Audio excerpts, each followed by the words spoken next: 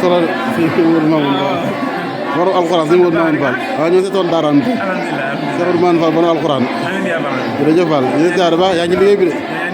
Cheikh Moula Fall bëggoon na yaa ngi ci waaw borom sax la gudd fan téeméer at yu tegal ak Cheikh